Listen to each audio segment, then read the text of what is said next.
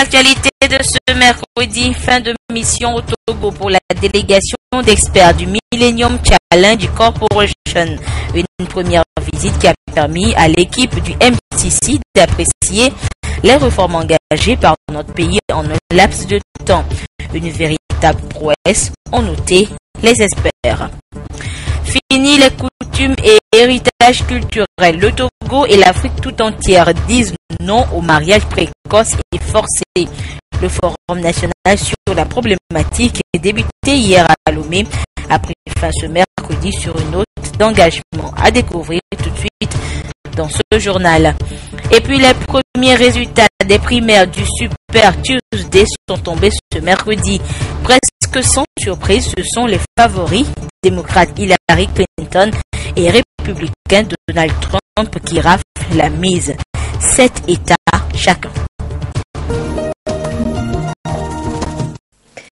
C'était les titres de cette édition. Bonsoir à toutes et à tous.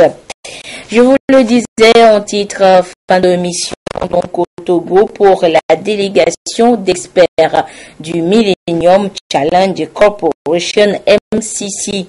Une première visite qui a permis donc à cette équipe d'apprécier les réformes engagées par le Togo en un laps de temps. Et les experts ont noté donc une véritable prouesse.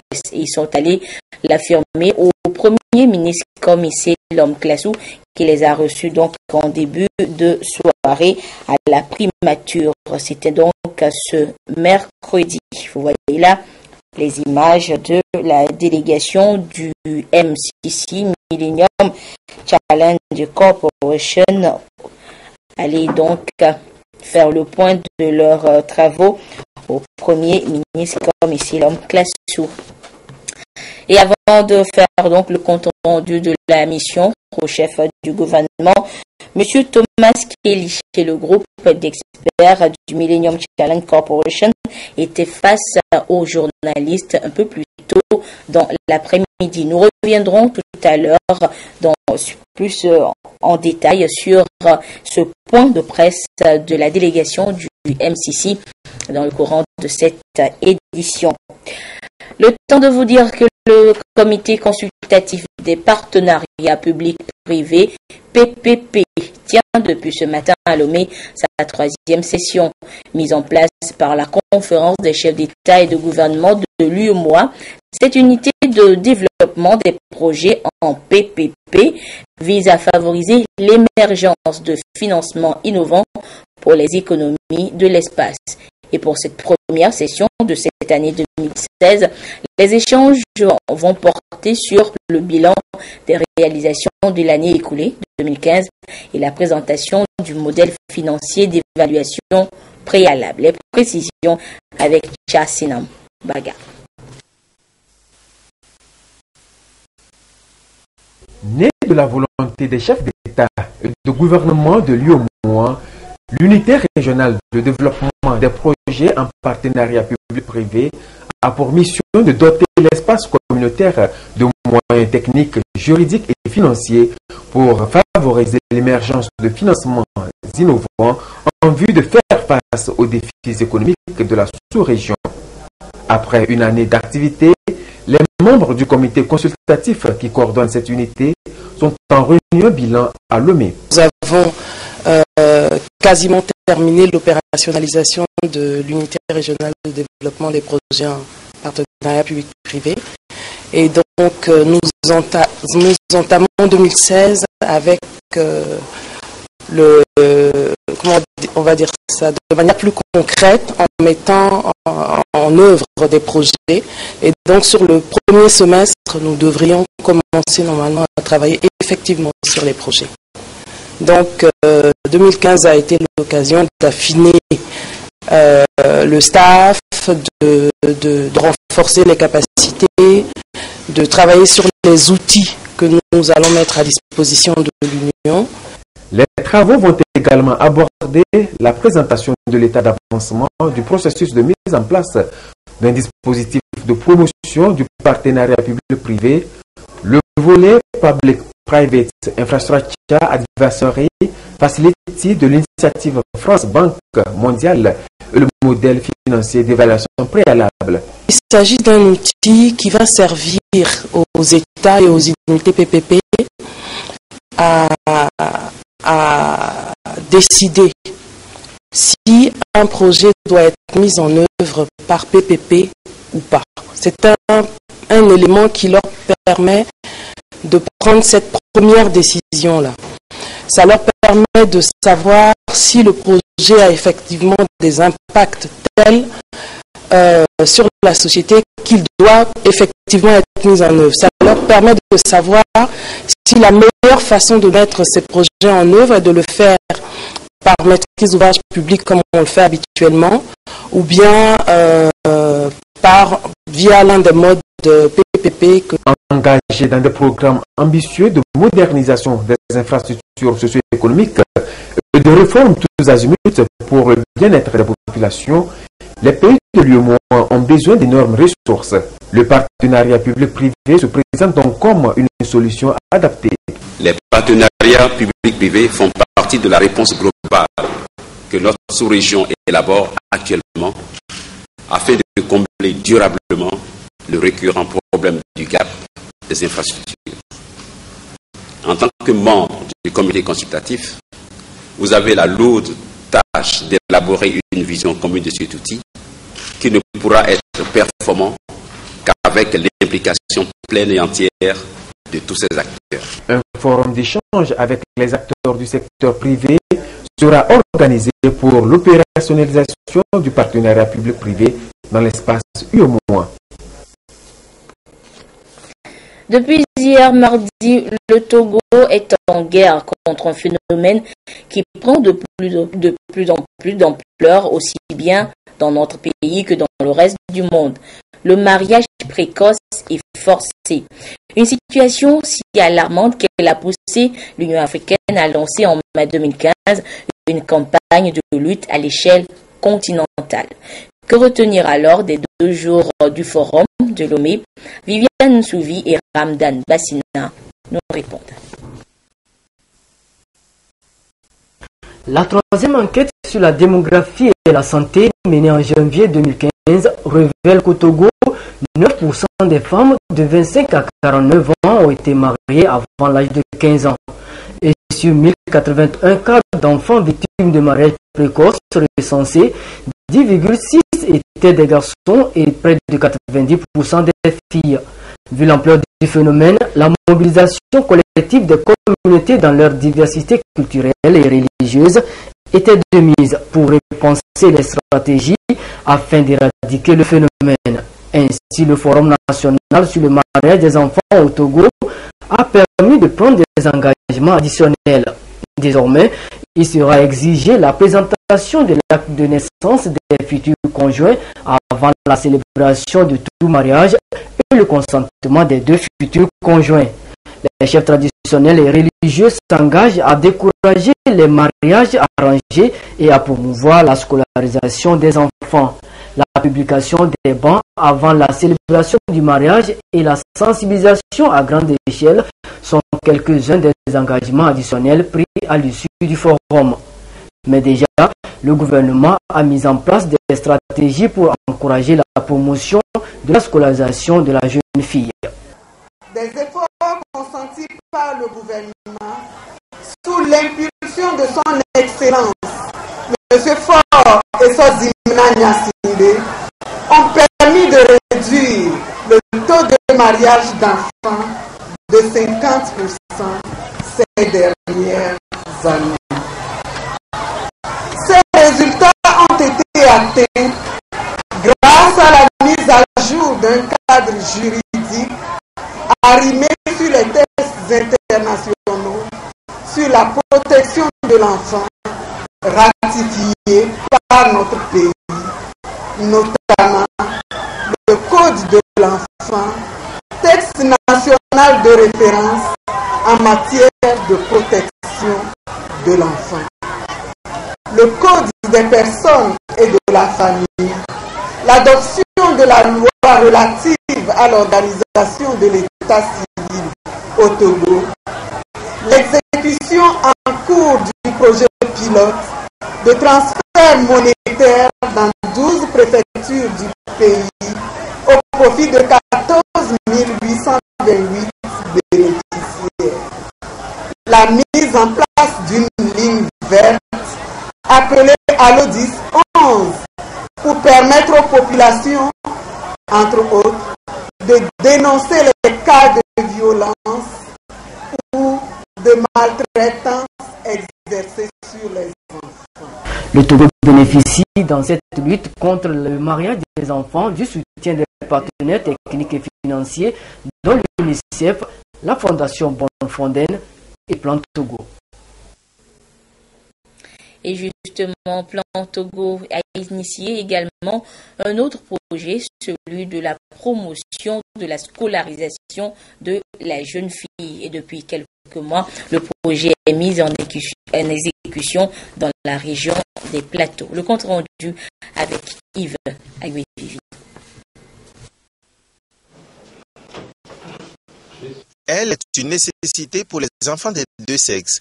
Nous parlons de l'école et pour y arriver, le projet promotion de la scolarisation de la fille au Togo, BID Éducation 3, a été mis en œuvre dans les 5 régions du pays.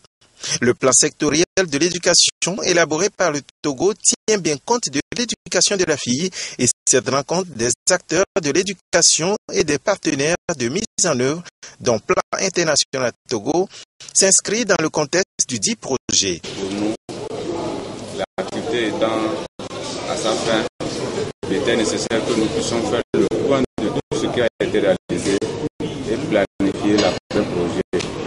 Comment chaque acteur pourra poursuivre les activités après la fin du financement. Donc c'est ce qui nous réunit. Nous allons faire le point ensemble des activités déjà réalisées, les chemins parcourus et formuler des recommandations, sortir avec un plan d'action formel à chaque niveau, au niveau communautaire, au niveau des chefs d'établissement, au niveau des inspecteurs, au niveau des conseillers pédagogiques et au niveau de la DRE et des ONG locales qui ont accompagné tout le processus de mobilisation communautaire afin que l'éducation de la jeune fille soit vraiment une réalité dans nos communautés. Donc les 23 communautés sont ici représentées aussi et pourront dire qu'est-ce qu'elles entendent faire pour que les activités puissent se poursuivre après la fin du financement. Le projet promotion de la scolarisation de la jeune fille au Togo est financé par la Banque islamique de développement, Plan International et l'État togolais et a démarré en 2013 pour 4 ans. La présente rencontre des inspecteurs de l'éducation et des partenaires du projet entre dans le contexte de la sous-composante éducation de la fille pour une amélioration de l'accès à l'enseignement de base.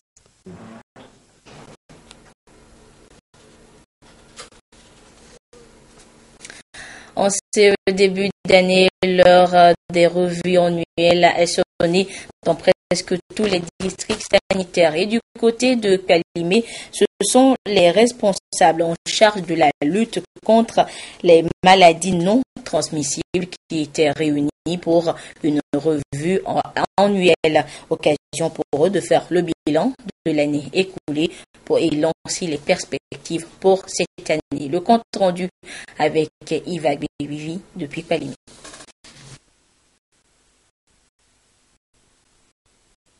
Cette revue annuelle qui a réuni tous les acteurs dans la lutte contre les maladies tropicales négligées, en abrégé MTN à Calimé, doit atteindre plusieurs objectifs, entre autres, faire le bilan des activités de lutte contre les MTN en général et la lutte intégrée contre les géohelminthiases, les schistosomiases et l'onchocercose en 2015, analyser les problèmes rencontrés lors des traitements de masse TDM et proposer des solutions d'approche, élaborer le plan d'action du TDM de 2016, déterminer les boulots d'étranglement, le budget et le plan de financement du TDM de 2016.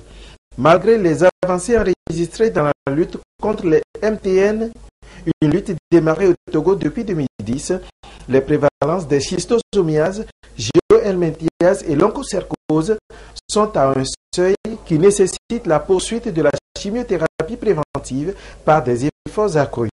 Si nous mesurons les résultats qui sont atteints par rapport au Mentiaz, nous avons passé de 33% en 2010. Aujourd'hui, nous avons 11%. Par rapport à la schistosomiase, la prévalence est passée de 23% à 5%. Cet atelier vient pour mesurer les efforts que nous avons déployés en 2015 et réfléchir par rapport au groupe d'écartement pour améliorer la performance des programmes. C'est un examen point par point des différentes activités menées au cours de l'année 2015 dans cette revue qui se tient du 29 février au 5 mars 2016. Pour le point focal national de lutte contre les maladies tropicales négligées, plus de cas de trypanosomiase enregistrés au Togo, de même que pour la filariose lymphatique. Et pour une bonne santé, il faut nécessairement boire de l'eau de qualité. Et c'est justement à la recherche de cette qualité de l'eau que l'ONG Fondement pour les organisations intercommunautaires du Togo, FOA Togo, a rencontré la semaine dernière des populations de certaines localités et des sociétés de production d'eau à Lomé. Le point avec Gérard Lagoudou et Kwasiglé. La préservation de la qualité de l'eau doit induire des comportements individuels et collectifs adaptés aux nouveaux enjeux liés à cette denrée. Dans la perspective d'une promotion durable de la qualité de l'eau, l'hygiène et l'assainissement, l'ONG FOA Togo, Fondement pour les organisations intercommunautaires du Togo, met sur pied le projet dénommé l'eau potable et la citoyenneté. Notre santé en dépend. Le constat, c'est que la population consomme une eau qu'elle ne connaît pas.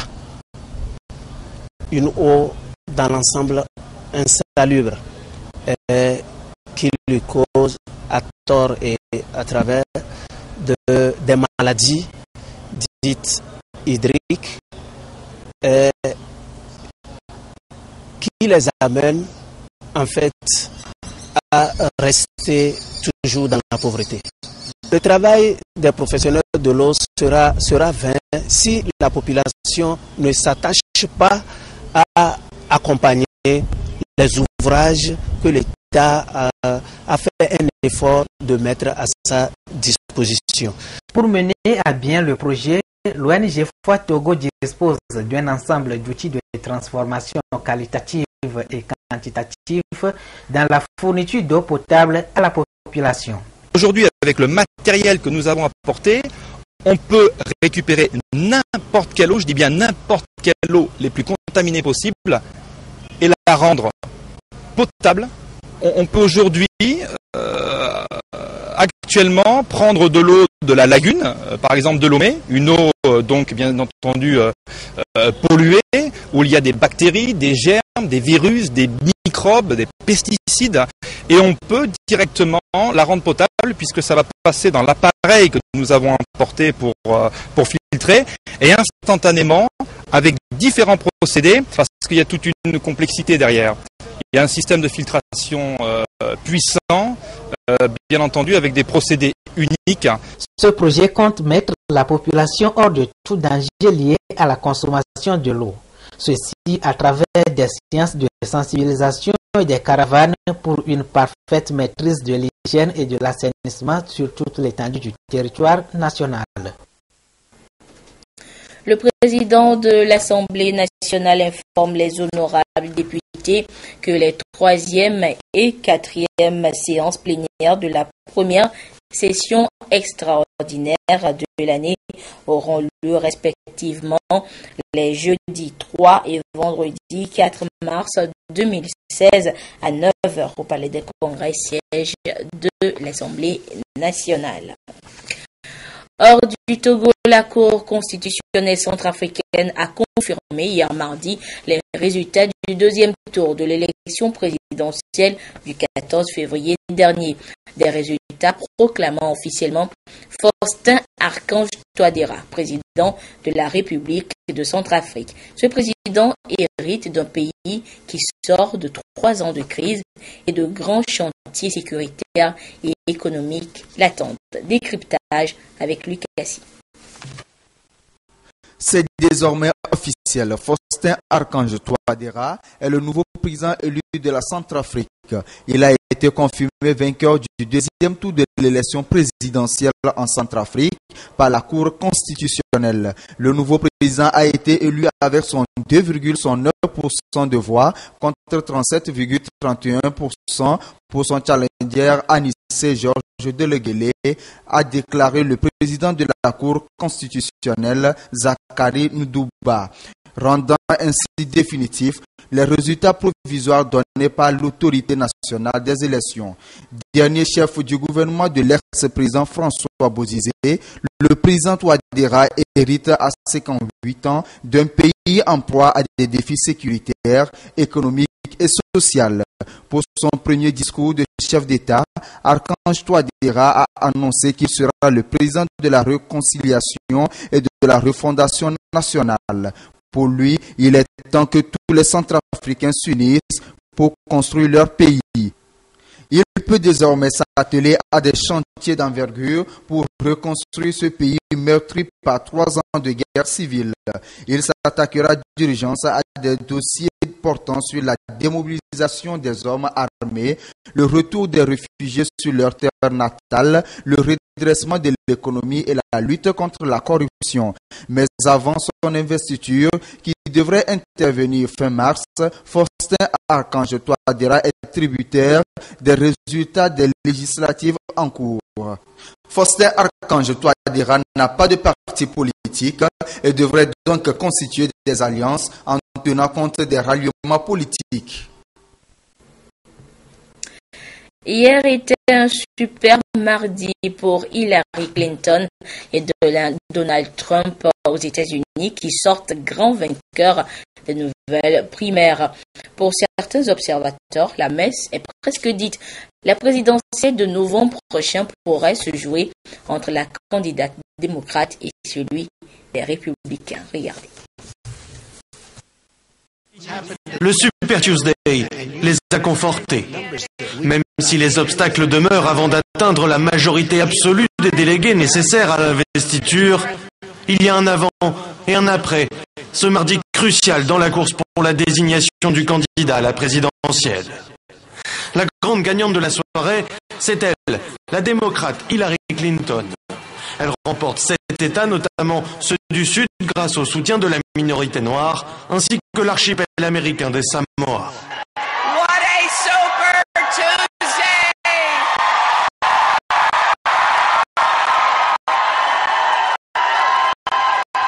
Toute la journée, à travers tout le pays, les démocrates ont voté pour faire tomber les barrières, pour que nous puissions tous aller de l'avant.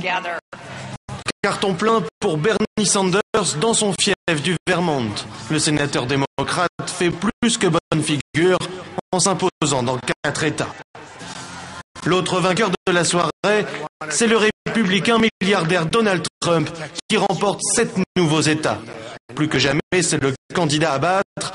Il vient de prendre une sérieuse option sur la victoire avec 10 États en poche. Ses premiers mots visent son adversaire probable du camp démocrate. J'ai regardé le discours d'Hillary et elle a parlé de bas salaire, que tout est pauvre, que tout va mal. Mais nous allons réussir, alors qu'elle était aux affaires depuis si longtemps. Si elle n'a pas redressé la situation jusqu'à présent, elle ne réussira pas les 4 années suivantes. Et cela va empirer.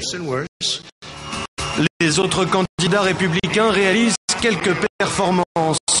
L'ultra-conservateur Ted Cruz rajoute 3 États à son compteur, dont le Texas où il est gouverneur. En Alaska, il devance Donald Trump d'une courte tête. Marc Rubio remporte quant à lui sa première victoire dans le Minnesota.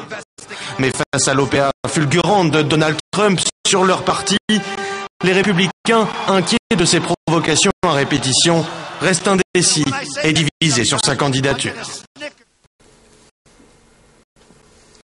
Et je vous annonce également la fin de la mission de la délégation du Millennium Challenge Corporation dans notre pays.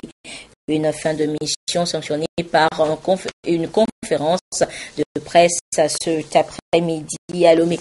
Avant de revenir donc justement sur les termes de cette conférence de presse, notez que c'est la reconnaissance des importants résultats que le Togo a obtenus à travers l'atteinte au programme Soil Threshold de Millennium Challenge Corporation. Un parcours qui s'ouvre sur des perspectives comme un défi d'ailleurs, en mettant le cap sur son éligibilité au programme compact, ce dernier plus consistant. Et dans le dossier qui suit, Adolphe Paca revient sur le chemin parcouru par notre pays. Regardez. Le programme Seuil du Millennium Challenge Corporation est aujourd'hui un acquis au Togo.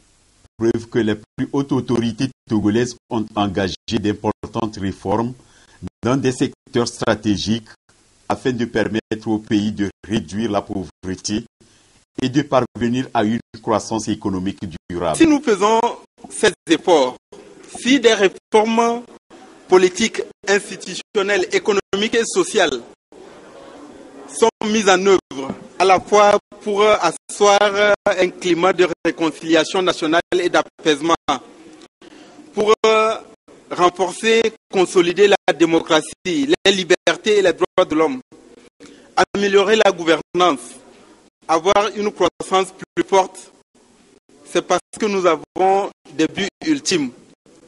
Le but ultime, c'est le bien-être des populations, c'est l'éradication de la pauvreté. Et donc ces réformes-là répondent avant tout à l'intérêt de notre pays, à l'intérêt des populations togolaises. La réalisation des infrastructures économiques, la lutte contre la corruption, l'amélioration du climat des affaires et la modernisation de la justice, la liste est longue.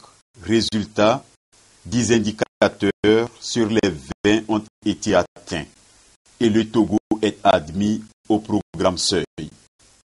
On a fait du progrès, certainement, et c'est une reconnaissance à travers le programme Seuil, mais il reste du progrès à faire. Et c'est pour ça qu'avec le programme, il faut continuer à travailler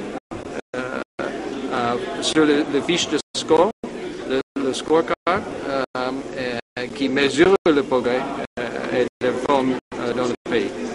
Un premier pas vient d'être franchi et les partenaires affichent leur adhésion aux initiatives prises par le Togo. Le cap est désormais mis sur le programme Compact, un programme pour lequel le Togo entend renforcer et poursuivre les réformes. Lorsqu'il y a environ une année, en janvier 2015, le président Faure Gnassingbé s'est engagé à mettre en place une commission de réflexion sur les réformes constitutionnelles et institutionnelles afin d'adapter nos institutions à nos réalités, aux aspirations des populations togolaises. Nous n'espérions pas encore atteindre le programme Seuil. C'est dire à quel point nous devons continuer avec les efforts, y compris en matière de réforme politique, y compris en matière de renforcement de la justice, d'amélioration des droits de l'homme et des libertés, y compris la liberté de la presse. C'est une conquête permanente et nous allons le continuer. Donc, aucun défi n'est au-dessus de la volonté politique et de l'engagement des Togolais. Le Togo est sur la voie de l'émergence et le Millennium Challenge a compte qui finance des projets dans différents secteurs comme l'agriculture, la santé, l'éducation, les infrastructures de transport, l'eau potable et l'énergie, restera un partenaire clé dans cette dynamique. Le personnel du ministère de l'économie et des finances s'est retrouvés du côté de Kalimé ce mercredi pour un renforcement de compétences en ce qui concerne la mobilisation des ressources. Qu'en est-il exactement? Arnaud Kiliou nous en dit plus. Les cadres de la direction du budget s'approprient ici les nouvelles méthodes et pratiques de la gestion des finances publiques instaurées par l'UEMOA. Cette session de renforcement des capacités permettra à ces acteurs de la préparation du budget de l'État de s'inscrire dans la dynamique de la gestion axée sur les résultats. L'objectif est de moderniser la gestion des finances publiques et de mettre les finances publiques au service de la performance en vue de rendre le meilleur service aux clients qui est la population, qui est le contribuable, qui est le secteur privé et que l'administration publique soit à mesure de livrer des services de qualité. Cette formation se situe dans le contexte du projet d'appui à la mobilisation des ressources et au renforcement des capacités institutionnelles financé par la Banque africaine de développement.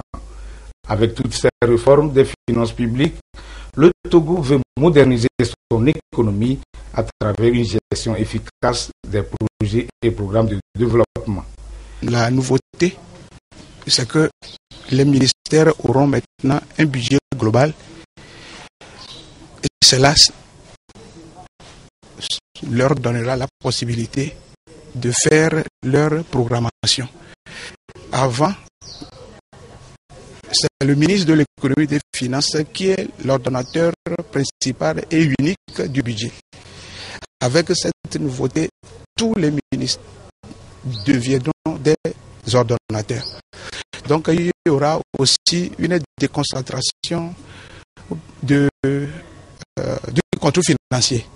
Les agents qui interviennent dans la chaîne des dépenses et de mobilisation des recettes de l'État sont appelés à la rigueur dans l'optique d'atteindre les objectifs de bonne gouvernance soutenus par l'UEMOA.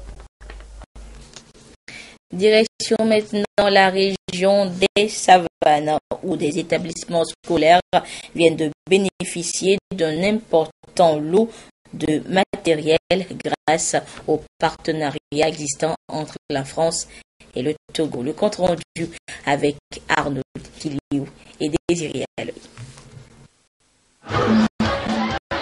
Un important lot de mobilier pour les établissements scolaires de Dapan et des livres à l'endroit de la bibliothèque chrétienne catholique de la ville. Un ensemble fruit de la coopération franco-togolaise et plus précisément du partenariat entre la ville de Dapan et celle d'ici le Molino en France.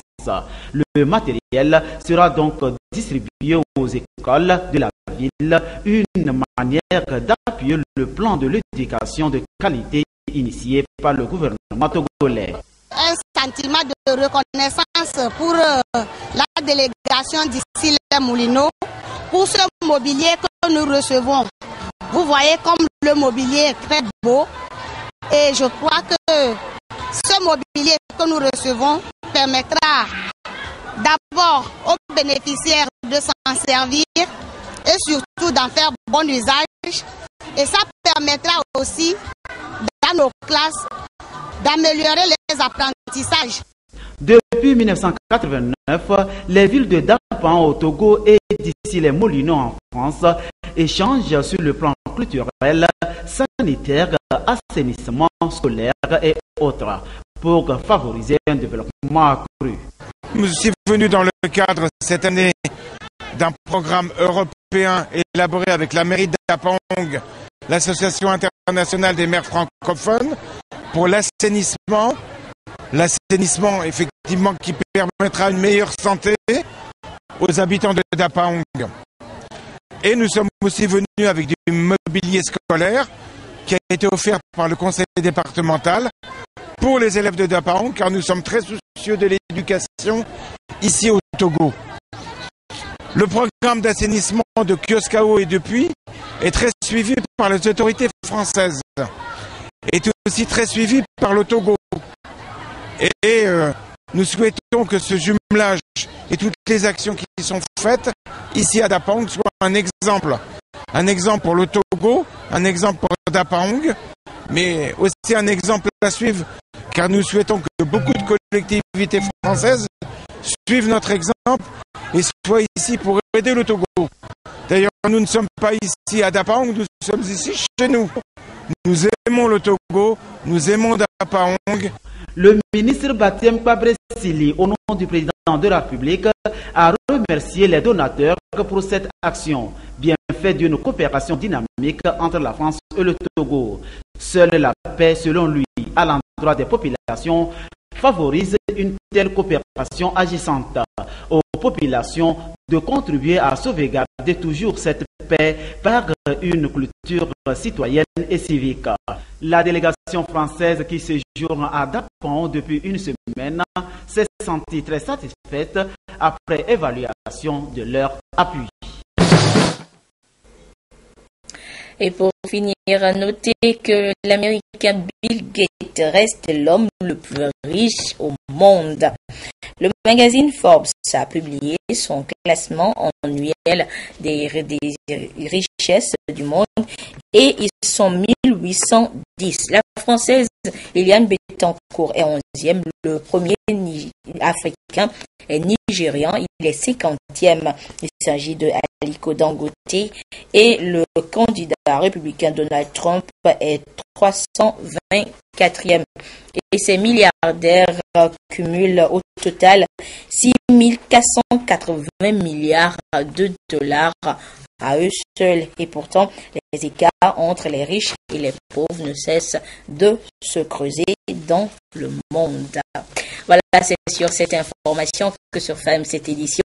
Merci à vous qui l'avez suivi un peu partout grâce à la télévision togolaise. Retrouvez à 22h30 et Edem ce soir pour la dernière édition du journal. Mais d'ici là, restez fidèles au programme de la mère des télévisions.